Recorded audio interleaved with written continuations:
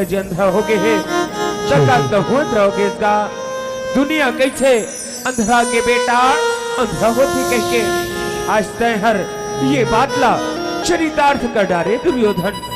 अंधरा के बेटा सिर तोड़मा अंधरा चबानी हनका अंधरा चबानी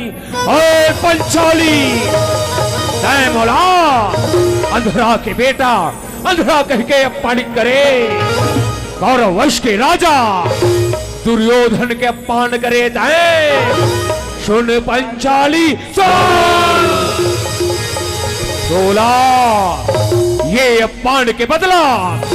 चुकायला पड़ी पंचाली चुकायला